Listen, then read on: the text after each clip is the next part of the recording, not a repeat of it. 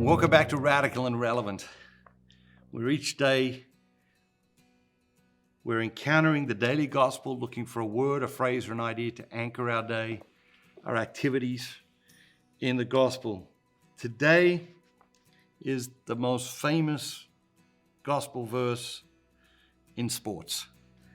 It's from chapter 3 of John's gospel, verses 16 through 21.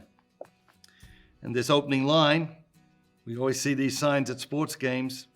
John 3:16, this is the line. For God so loved the world that he gave his only Son, that whoever believes in him should not perish, but have eternal life. For God sent the Son into the world, not to condemn the world, but that the world might be saved through him. He who believes in him is not condemned. He who does not believe is condemned already, because he has not believed in the name of the only Son of God.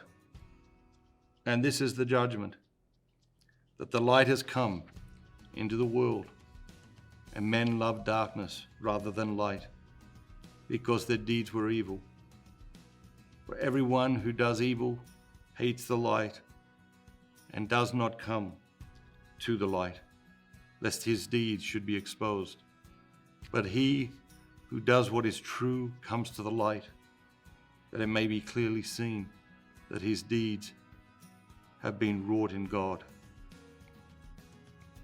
What jumps out at you today? What jumps out at me is men love the darkness.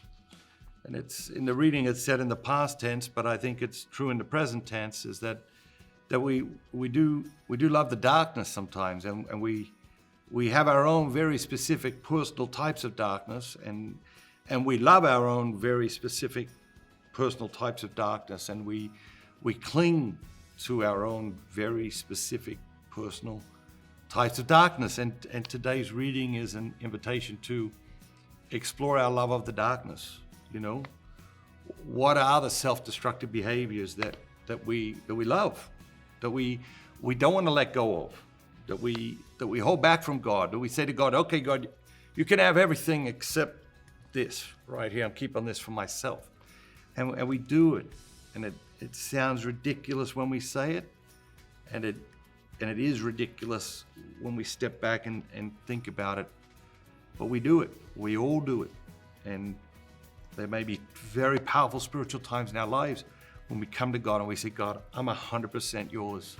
I will do anything you want, wherever you want me to do it, whenever you just give me my marching orders.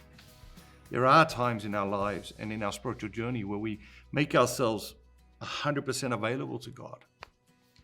But then we tend to take it back. And we take it back like 1% at a time, you know, or 0.5% at a time, or 0.25% here and 0.5% there and 2% here. And before you know it, you know, we're 65% available to God. And so think today, what is the darkness that we love? How would we be called to ongoing conversion, daily conversion? And have a great day. Remember, don't just be yourself. Be the very best version of yourself, all that God created you to be.